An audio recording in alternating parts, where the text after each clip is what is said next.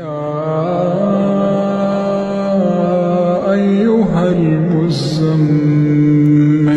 قم الليل إلا قليلا نصفه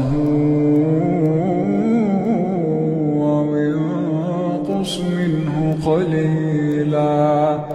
أو زد عليه ورتل القرآن ترتيلا إنا سنلقي عليك قولا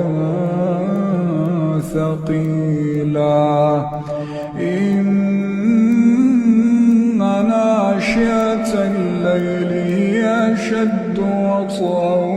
وأقوم قيلا إن لك في النهار سبحا طويلا واذكر اسم ربك وتبتل إليه تبتيلا رب المشرق والمغرب لا إله إلا هو لا إله إلا هو فاتخذه وكيلا واصبر على ما يقولون واهجرهم هجرا جميلا وذرني والمكذبين أولي النعمة ومهلهم قليلا وذرني والمكذبين أولي النعمة ومهلهم قليلا إن لدينا أنكالا وجحيما وطعاما ذا غصة وعذابا أليما يوم ترجف الأرض والجبال وكانت الجبال كثيبا مهيلا إنا أرسلنا إليكم رسولا إنا أرسلنا رسولا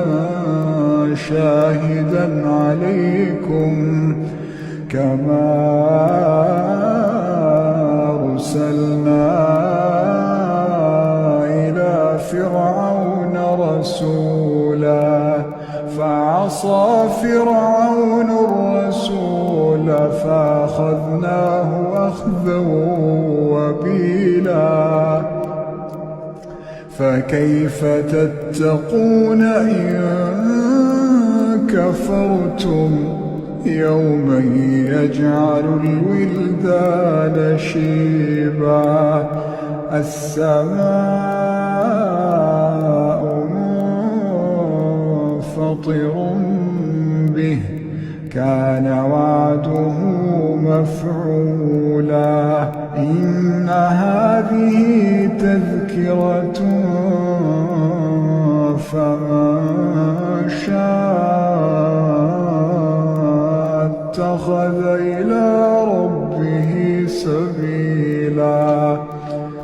إن ربك يعلم أنك تقوم أدنى من ثلثي الليل ونصفه وثلثه